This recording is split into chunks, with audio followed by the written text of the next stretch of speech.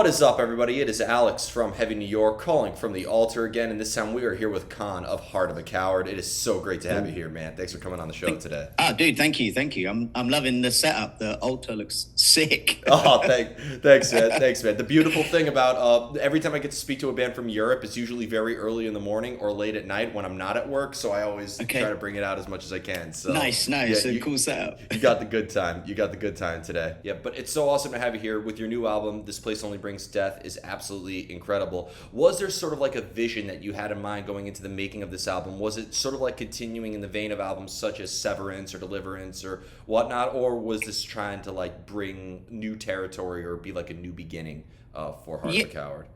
Yeah. I mean, like, you know, Severance and Deliverance are kind of albums that obviously built the band. But that was a long time ago now. You know, there's been a few member changes and stuff like that. So kind of what we've been trying to do is still, like, you know, have a nod back to what Heart of a Coward kind of is, you know, kind of lean on those aspects of the band, but also bring something new, you know, like we're very much focused on kind of progression moving forwards, and we don't want to be one of those bands that just keep repeating the same sort of album over and over again. And that was something that we spoke about and focused on for this album. Also having a guitarist change before writing this album obviously brings a new flavor, you know, like having new ideas, new kind of creative input and stuff like that.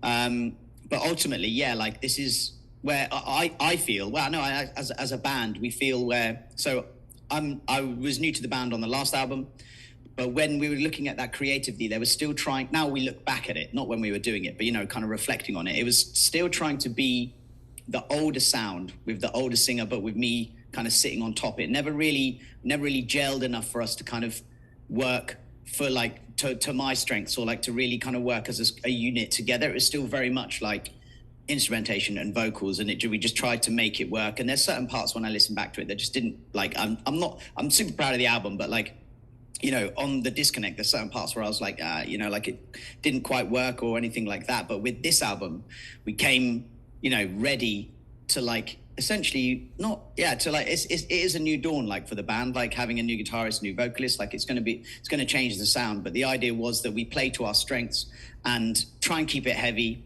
keep it in your face, but also try and like, lean into our strengths rather than trying to just repeat something from, you know, 5-6 years ago, basically. And you led me perfectly into the next question, because I had the privilege of hearing this album a little bit earlier. But for people who haven't heard the album, do you feel like the title track, as well as Surrender to Failure, Devour Me, and Decay, are like those singles so far like a good representation of this whole album, or is that just one little taste of what's to come? I mean, obviously it's just a little taste of kind of what's to come, but like I would say like the tracks re-released, because they're singles, are the more like commercially viable ones, you know, like as in that's kind of the way we approached it. But also they're the ones that really like stood out, was like everyone was writing them, whether like Decay, as soon as we heard that, like with the like just the studio mix demos, like everyone was like, yeah, that's got to be a single. Like This Place, that was also just as soon as we came out of the studio, it was like, you know, they picked themselves basically. And then when you hear the master back, you know, once everything is done, it was like, yeah, cool, we've made the right decisions there, you know. But the rest of the album, it's a journey. It's like written, I don't know, conceptually as a journey as well, you know, like the title is more a reflection on like life and the finite time that you have alive and breathing, you know. It kind of has a few layers to it. It can be taken as like, oh, that's quite a grim outlook, but then there's parts of the album like Decay, which is like a beautiful kind of interpretation of decaying and, you know, loss. But there is kind of like a dark undertone to the album, but it's definitely a journey. Hits you hard, takes a nice little kind of chill break in the middle, and then kind of comes back around to kind of kick you in the nuts. There you go. I was about to say, you had like a dramatic pause, like to kick you in the where. I don't know. Yeah, but you can kick you wherever you want. Exactly. But I even think that a lot of the tracks that even aren't singles, such as Ghost or Hex or Passenger, are also very captivating, as well as captor, pun may or not be intended, but like are very, very captivating. And I normally refrain from asking what does the record name mean, because it's such like a cliche question, but I wanted to ask actually, because you mentioned that there's sort of like a conceptual nature to this album, and with This Place Only Brings Death, is that maybe kind of like a personal place where like maybe somebody in the band was in not a very good place and they sort of learned a lesson of where not to be in life? Or is it sort of like a philosophical idea on just life in general, where in the end, no matter what we do, we all die? Or could it just be a reflection, because I believe the last album came out pre-pandemic, that maybe just the last couple years was only death, Yeah. Well, I think you kind of captured it all in one, to be fair. Like it was, when we were kind of looking through the lyrics and stuff to try and pick titles, like that was one of the first ones that kind of got picked up, and everyone was like, yes, this is, and everyone was agreed on what the album would be called. And then it kind of led, like I said, I tried to write lyrics with layers to them, like as in you can take it just word for word and it's quite a dark outlook, but then ultimately like there is layers to it, like you have to like live, you only have a finite amount of time, you have to live your life, you have to don't waste it, is like another part, another story, another theme, should I say, that's kind of going through the album. And like this place, you can't escape it. Like life will end, everything ends, and it's more of a reflection on that, and just being like, this place does only bring death. That's one certain thing you can guarantee, is that there will be an end. And then it's like also trying to find the beauty in that. There's beauty in life, there's darkness in life, like, and it's just about trying to write about those reflective dark moments, but also trying to turn it into something like kind of beautiful, and being able to like enjoy life when you can, essentially. And do you think that maybe like this sort of, and you mentioned you were looking at a bunch of titles and whatnot, but did maybe this sort of lyrical idea or this conceptual nature, maybe it obviously dictates the lyrics, but did it also maybe help dictate the direction of the sound of Heart of a Coward? Because I do see elements on this album that I haven't seen on earlier works as well.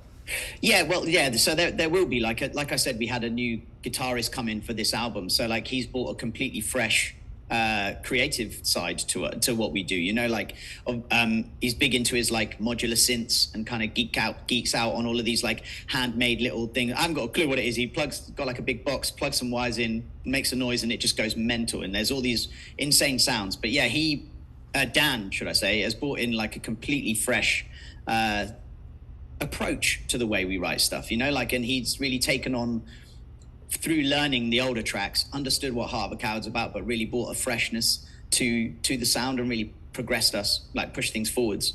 But also we worked with a producer called George Lever, who was very keen to kind of push us away from what the band previously was. Like he was like, don't write the same thing again.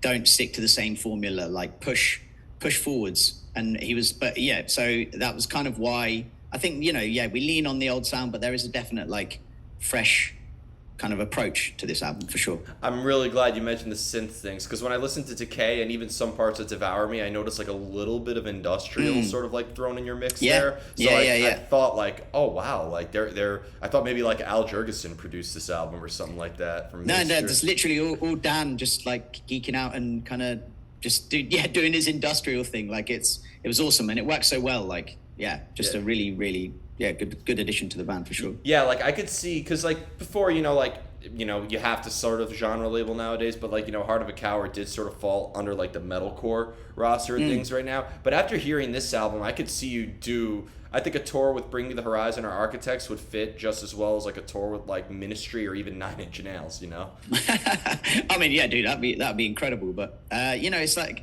I mean, the thing is, we take influence from all over the place, like it's not just like we want to sound like one music's not about that, or not for me, and I know not for the guys. Like we don't just listen to like one specific type of music. Like everyone, the choice in the van when we're arguing over who's playing music is so eclectic. Like it really varies. So like, and that's a good thing. Like it can only help kind of widen your opinion on music, but life and experiences and stuff like that, so like, I really take that on board. Thank you for the compliment, But we try not to stick within the same lines, because it just gets boring. Like for boring for us as well, and like we want to enjoy the music and enjoy it live, and all of that stuff. So that's kind of why things have been where they are. And you're damned if you do and damned if you don't, because exactly. People are going to hate it and bitch about you anyway. So it's kind of like, just do what you want. Yeah. You know what I mean? Yeah, because if you kind of made the same album that we were hearing off of Deliverance or like, earlier or something like that,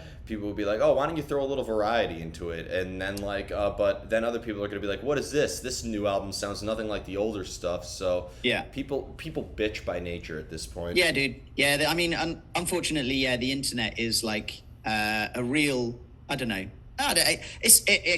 There's so many positives and so many negatives. But like, when you release music, everyone is just, you can ignore thousands of positive comments, and then it would just be like one or two people that are just like, they're just a troll or whatever. Like, you can see it across all different bands, all different types of music. Like it's just that's what happens. You pour your heart and soul into something and you offer it out to the world, and people that don't go through that process or understand it as much, like just shit on it.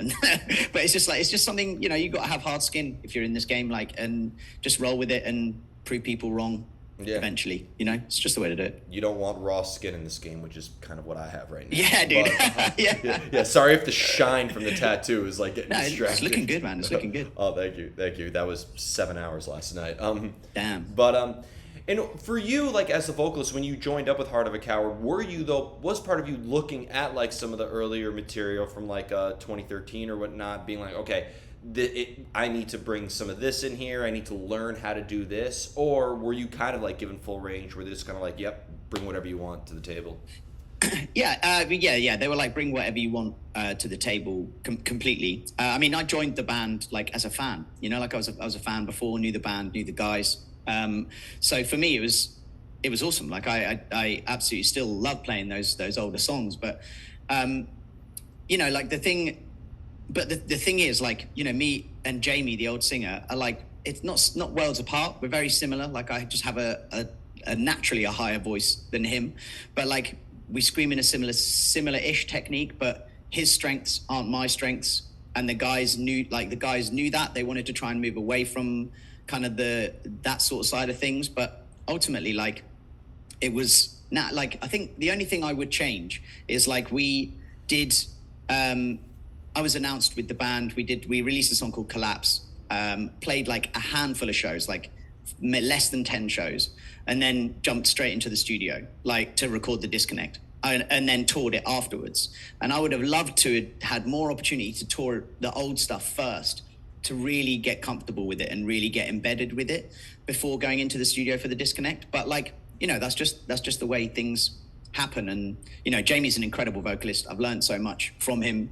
He's learning his stuff has helped, improve my voice completely. So I love the old stuff, still a big fan of the old stuff, and I enjoy playing it live all the time. So yeah, it's cool. Do you have though maybe a different attachment to performing some of the older material before versus like material that you wrote? Does it almost feel like you channel like a different energy into it, or maybe like you speak from a different point of view when performing the older material as opposed to the newer one? I don't know. That's a good question. I mean, I wouldn't really say, well, obviously I don't know the ins and outs of what the songs were written about as such. I can get an idea of it, but like, I wouldn't say I channel a different energy. I just try and put my spin on what it was before. You're never going to be able to get a perfect replica, so I just try and do my own version of it, and that's like, I wasn't going to try and copy him like for like, because it's impossible to do. I just try and do my thing, enjoy it, and hopefully that enjoyment, the fact that I'm enjoying myself can translate to people, and then they can vibe off that and enjoy it as well. That's what it's always been about for me when you play live, regardless of what you kind of play. As long as you enjoy it, it's all good. Yeah. And you have many different usages of your voice too, a very, very impressive range. Just maybe like, do you express maybe a different side of yourself if you're doing like a more melodic vocal technique versus a more aggressive technique? Or being that it's all within like the same song or in the same Heart of the Coward camp, it expresses the same thing regardless if it's screamed or sung? Yeah, I mean, like, there's a certain what's the right way to put it? Like, a certain aggression to Heart of a Coward, like, as in it's quite in your face. It always has been, but it always has like these kind of like quieter, mellow parts as well, which is always something that I've enjoyed as a fan listening to the older albums, but also like something that I can lean into myself, kind of knowing my voice and kind of knowing what I'm able to kind of bring to the table as well, you know? So it's kind of like, yeah, of course, the way you voice different sections, whether it be melodic or like a heavier screaming part, is going to be slightly different, but ultimately it's all within the same kind of, I don't know, wheelhouse to an extent. You know, we're not doing like Justin Timberlake covers or anything like that, you know? So it's sorry. Yeah, you know, it's funny too, there's this amazing metalcore band, I believe they're out in California, they're called The Animal in Me. They are so freaking good, and they do like, they have great original material, but they also like always are putting out like different pop covers. Like some people could argue that it's just like sort of pop goes punk in a way, but the way that they do it so well, they did a metalcore Kesha cover. They did they did a bunch of Taylor Swift covers, Adele covers. Yeah. They just did a cover of All Star, rest in peace. But like, of course, yeah. So like, I feel like there's always, I feel like pop music is so good when it's done metalcore style. I don't know why that is. Yeah, I mean, it's just like, yeah, I don't know. Pop songs, like, yeah, pop songwriters are like elite songwriters. You know, like as in creating hooks, like doing, you know, do all of that sort of stuff that just gets stuck in your head. And then when you stick something into like, I don't know, like a metal kind of sounds and stuff, like of course you're going to be able to like enjoy it the same or whatever, you know. Like, I don't know, you think about I don't know, loads of bands have got massive off of like covers and stuff like that, you know, like A Day to Remember and all that sort of thing, you know, like, so it's always been a thing, you know, like, and it's, I don't know, just if you enjoy the pop song, you should be able to enjoy a metal version of it, right? I think I think metalcore in particular, like, I feel like there's almost a similar formula. They say like, you know, all the pop hits maybe use like the same 4 chords or whatever, or like have that sort of structure behind it. But metalcore as well, whether I'm listening to a Killswitch Engage or a Bring Me the Horizon, or even nowadays with bands like Bad Omens, I feel like they have their same sort of like hook technique in a way. So. Yeah. I mean, like, if you're, I mean, you want people to kind of remember a song and like be able to sing it back to you and do all that sort of thing. So within, you know, if you take that away, that's a very pop idea, you know, in terms for music. It's not like it's just black metal where it's, you know, or anything like that, where, you know, there is less of a like a vocal hook, for example. Like, but I think, yeah, what you said with Killswitch, like they're still doing it, you know. They've been doing this basically the same structure, same types of riffs, same choruses for, I don't know, 10, 15, 20 years now, you know. So it's kind of like pushing things forwards and stuff. But I think, you know, like the example Bad Omens, like that's a extremely pop and metalcore album, but it is so progressive. Like, it's, you know, they take their, nothing is off the table. They go from like, I don't know, like Weekend style pop vocals all the way through to, you know, like Meshuggah style riffs and just fucking heavy, you know, like, so that to me is, yes, it might be like metalcore, but or pop or whatever you want to call it, but their approach is so progressive. Like, I love all the electronic stuff and the way the album kind of goes, you know, it flows and stuff. Like, that to me is just a band that have just opened their mind creatively. You know, there's nothing, nothing's off the table, and they just push themselves to try and really create something great. And I think that album especially is a very good album, like, for sure. Absolutely. And great guys too. Second most watched video, our interview on this channel, actually. Nice. So nice.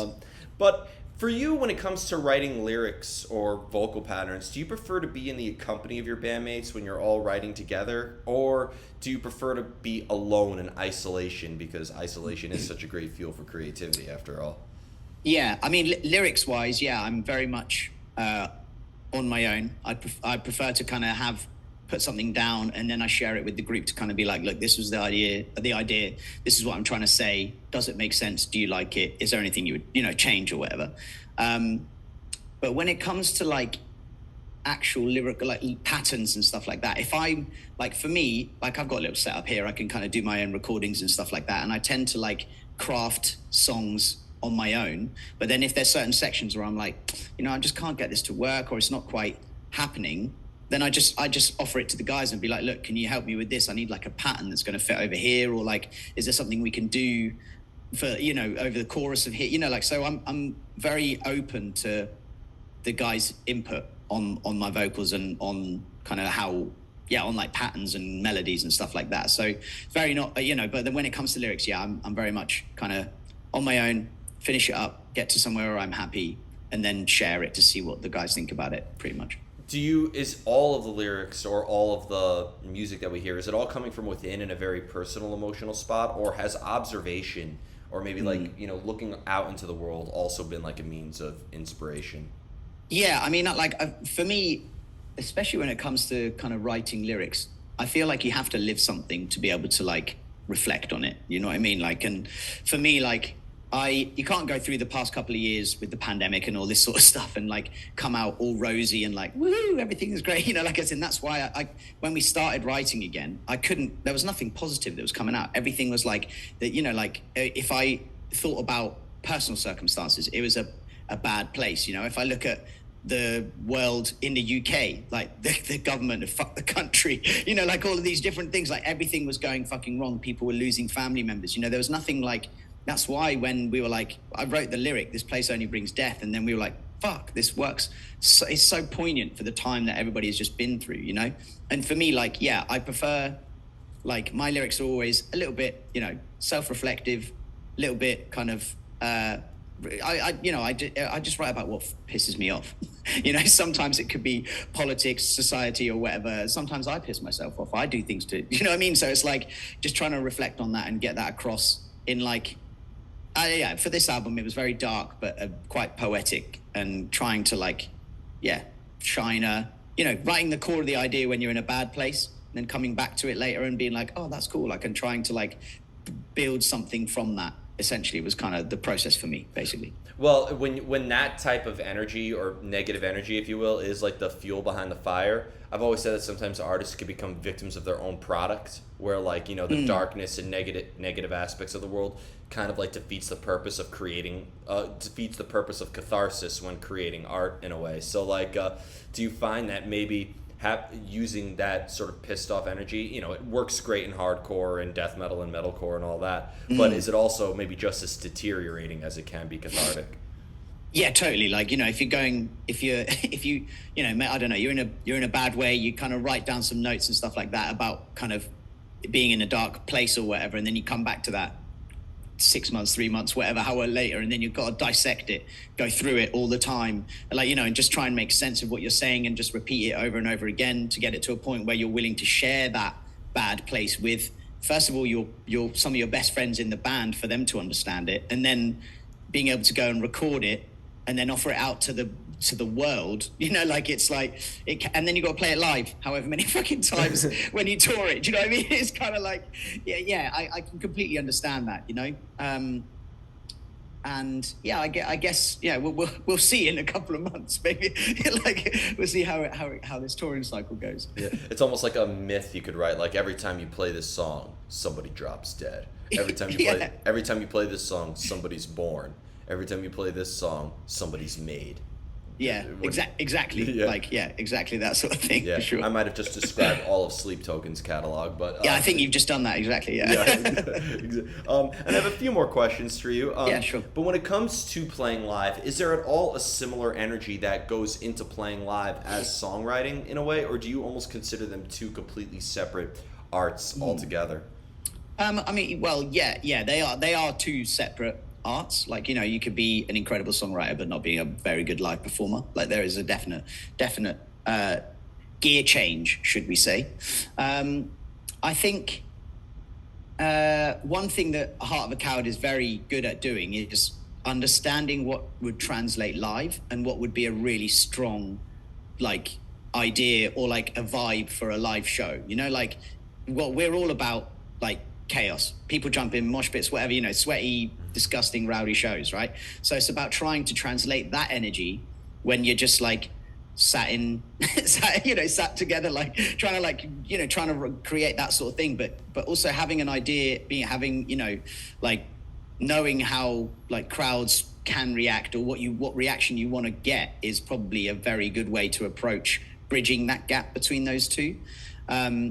And like, Heart of a Coward, the guys are very good at kind of working out like what the right way to deliver riffs and how to approach songs and do little intros and stuff like that. So yeah, I do think they're two separate, like, I don't know, not skill sets, that's the wrong way to put it, but yeah, they're two separate approaches for sure. But like, yeah, you just need to make sure that when you're songwriting, it's definitely going to be able to translate live, because you don't want to fuck yourself over, basically. Do you have to practice crowd interaction and stage presence though, as much as like you have to practice the material itself?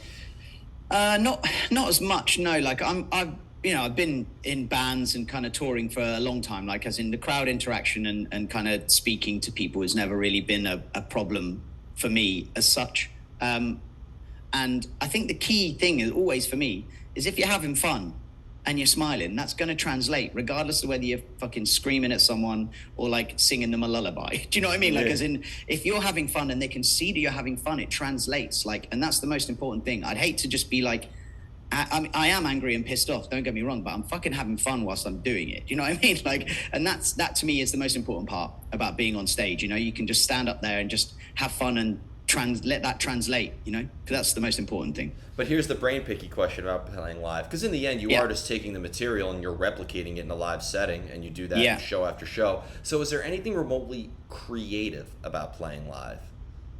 What do you mean? As in like, doing? Is there anything creative about playing live? Is that a creative? Yeah. Is that a creative art in a way, or is it more? Oh yeah, for sure. Sorry, I see what you mean. Yes, I get it. Yeah, so completely, because again, you can't copy something from the album and play it perfectly live every single time. Like you know, you might be able to maybe once or twice or something along those lines. But the beauty of playing live is sometimes things happen, sometimes things change. You know, you can do different placements, or like sometimes you don't. You know, like if the crowd's reacting, you don't need to do this particular verse or something. You can just get them to do a different, like you get them to do some sort of interaction or something like that. So in that sense, like those creative kind of moments do come up when you're on stage. You know, you're not looking, you know, drummers can do like different fills into different sections, or, you know, like all of this different stuff. Like, so I do think like, yes, when you're trying to replicate something perfectly, that's always the aim. But like, sometimes these moments just kind of come up in your head and you just go like, oh, you know, whatever, you know, like it's all about, it's creativity in a different sense. You know, you're not trying to like rewrite the song live. I mean, so I know some bands do, but like, you know, like it's just more about kind of having those moments within the song. There's a bit more like flavor and personality, just turning it into something live rather than just a carbon copy of the album, you know? Absolutely. And also it depends, and this leads me into the final question, it depends on who you're playing with as well. Like, but sure. You know, UK metalcore is such a movement within itself right now as well. So like like I'm seeing a Static Dress tonight, who's freaking awesome. I love that band. Get on the show, please. But you know, I've seen every, like, you know, British metalcore band, Australian metalcore band, like where like it just seems like there's such a movement that's involved with that as well. I'd imagine that you guys are affiliated with that where you're from, right? Yeah, sure. I mean, you know, the UK you know, metal scene, you know, it's not just metalcore, like everything, you know, it's such a rich creative, like vibrant scene, you know, everything from like obscure black metal all the way through to like up and coming hardcore bands, metalcore bands, whatever, progressive metal, like everything within that the UK is really thriving, and it's amazing to see, you know, like as in Heart of a Cow has been around for a while, but like it's great to see that a lot of new bands are coming through that are absolutely killing it. Loathe t-shirt as well, very good. I mean, you know, great guys, great band. Like it's, you know, there's so many good bands coming through the UK. It's unreal. And then when you look up, it's only getting better as well, because you've got like huge bands like Architects, you know, Sleep Token, whatever, While She Sleeps, Don Broco, like all of these different bands that are doing like crazy things within the scene. It's amazing. And then, you know, that's not even touching the scene on those Aussie bands.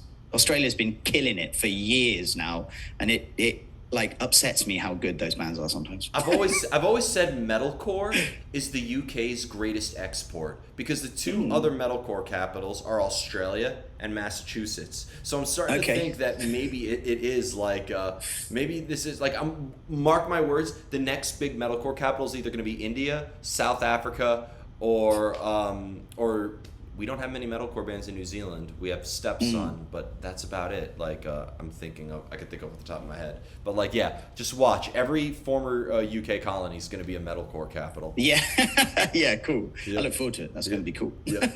So before we go, I want to thank you so much for your time today, for such an awesome conversation, and most of all, thank you for this amazing album, This Place Only Brings Death. Is there just thank you, Alex. Is there just anything else that you'd like to promote in terms of upcoming shows, or what else we could be expecting? If you're allowed to say, of course, this will be uploaded by midnight. So no, of course. So This Place Only Brings Death comes out on the 22nd of September. We start a European tour with a Danish band called Ghost Iris and a UK band called This City Is Ours. We're covering the whole of the, well, not the whole of, but most of the EU and the UK.